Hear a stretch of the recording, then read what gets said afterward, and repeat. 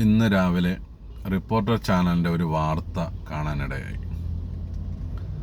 മത്സ്യത്തൊഴിലാളിയായ ഒരു മനുഷ്യനെ 6 വിദ്യാർത്ഥികൾ ചേർന്ന് മർദ്ദിച്ചു. മർദ്ദിച്ചതിൻ്റെ കാരണമാണ് വലിയ രസം. തീപ്പെട്ടി ചോദിച്ചപ്പോൾ തീപ്പെട്ടി ഇല്ല എന്ന് പറയുകയും വീട്ടിൽ പോയി എടുത്തുകൊണ്ട് വരാൻ പറഞ്ഞപ്പോൾ ഇപ്പോൾ അതിന് കഴിയില്ല എന്ന് പറയുകയും ചെയ്തതാണ് അദ്ദേഹത്തെ ആക്രമിക്കാനുണ്ടായ കാരണം. നമ്മുടെ യുവതലമുറ എങ്ങോട്ടേക്കാണ് പോകുന്നത്? യുവതലമുറയുടെ ധാർമ്മികത എവിടെയാണ് നഷ്ടപ്പെട്ടു പോയത്? മൂല്യച്യൂതി നഷ്ടപ്പെട്ട ഒരു സമൂഹത്തിനെയാണോ ഇന്ന് കേരളത്തിൽ വാർത്തെടുത്തുകൊണ്ടിരിക്കുന്നത്? എന്താണ് സംഭവിച്ചു കൊണ്ടിരിക്കുന്നത്? ഒരുപാട് കാര്യങ്ങൾ ഇപ്പോൾ നമ്മുടെ നാടുകളിൽ നടക്കുകയാണ്. ഈ അടുത്ത് കണ്ടതാണ് ഒരു മാതാവിൻ്റെ വാരിയെല്ല് അടിച്ചൊടിച്ച ഒരു മകൾ.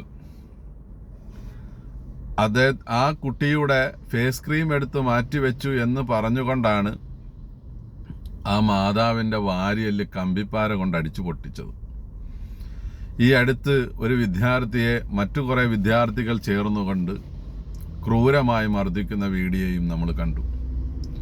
എത്ര പൈശാചികമായിട്ടാണ് ഇത്തരം ക്രൂരകൃത്യങ്ങൾ നമ്മുടെ മക്കളുടെ ഭാഗത്തു നിന്ന് ഉണ്ടാകുന്നത്? എന്തുകൊണ്ടാണ് ഇങ്ങനെ സംഭവിച്ചു പോകുന്നത്? എവിടെയാണ് വീഴ്ചകളുണ്ടായത്? മാതാപിതാക്കളുടെ ഭാഗത്താണോ വീഴ്ച? അതല്ലെങ്കിൽ ഒരു സമൂഹത്തിൻ്റെ ഭാഗത്താണോ വീഴ്ച? എവിടെയാണ് വീഴ്ചകൾ ഉണ്ടാകുന്നത്? നമ്മൾ ആലോചിക്കേണ്ടതല്ലേ? നമ്മുടെ മക്കൾ രാവിലെ പുറത്തേക്ക് ഇറങ്ങിയിട്ട് തിരിച്ചു വരുന്നത് ഒരു കുറ്റവാളിയായിട്ടാണ് എന്ന് പറയുമ്പോൾ നമ്മൾ എന്ത് വിശ്വസിച്ചിട്ടാണ് നമ്മുടെ മക്കളെ നമ്മൾ പുറത്തേക്ക് വിടുന്നത്? എങ്ങനെയാണ് നമ്മുടെ മക്കളെ നമ്മൾ വളർത്തേണ്ടത് എന്ന് നമ്മൾ മറന്നുപോയോ? നമ്മുടെ മക്കളുടെ ഭാവി മാതാപിതാക്കളുടെ കയ്യിൽ നിന്നും തെന്നിമാറിപ്പോയോ? എന്താണ് സംഭവിക്കുന്നത്? മാതാവിനെ, പിതാവിനെ അനുസരിക്കാത്ത, കുടുംബക്കാരെ അനുസരിക്കാത്ത, മുതിർന്നവരോട് ബഹുമാനമില്ലാത്ത, ദയയില്ലാത്ത, കാരുണ്യമില്ലാത്ത ഒരു സമൂഹം ഇന്ന് വളർന്നു വന്നുകൊണ്ടിരിക്കുകയാണ്.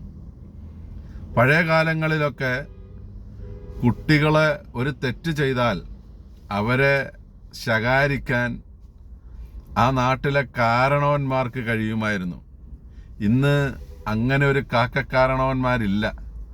ഉണ്ടെങ്കിൽ തന്നെ അവരെന്തെങ്കിലും പറഞ്ഞാൽ തന്നെ അത് അംഗീകരിക്കുന്ന ഒരു സമൂഹം ഇന്ന് നമ്മുടെ ഇടയിൽ ഇല്ല എന്നുള്ളതാണ് വസ്തുത.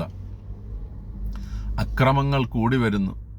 മദ്യപാനവും മയക്കുമരുന്നുമൊക്കെ ഇന്ന് ചെറിയ ചെറിയ മക്കളിൽ വരെയും സുലഭമായി കണ്ടുവരുന്നു.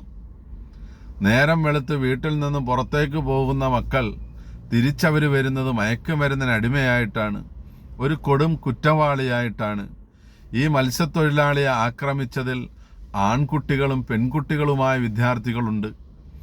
പെൺകുട്ടികളൊക്കെ ആ പാവപ്പെട്ടവനെ ഉപദ്രവിച്ചതിന് ശേഷം അവിടെയുള്ള CCTV ക്യാമറയുടെ മുന്നിൽ വന്നിട്ട് ഫ്ലൈയിങ് കിസ് കൊടുക്കുകയാണ്. അത്രത്തോളം അവരതിനെ ആഘോഷിക്കുകയാണ്. ഇന്ന് സോഷ്യൽ മീഡിയകളിൽ കുറേ കുറ്റങ്ങളും അല്ലെങ്കിൽ കുറേ തെറ്റുകളുമൊക്കെ ചെയ്ത് മോശമായ വീഡിയോസുകളുമൊക്കെ ഇട്ട് അതിങ്ങനെ പ്രചരിപ്പിക്കുന്നവരാണ് ഇന്ന് സമൂഹത്തിൽ നല്ല ഉന്നതിയിലേക്ക് നിൽക്കുന്നവർ, അല്ലെങ്കിൽ കുറച്ച് മാന്യന്മാർ എന്ന രൂപത്തിലേക്ക് മാറിയിരിക്കുകയാണ്.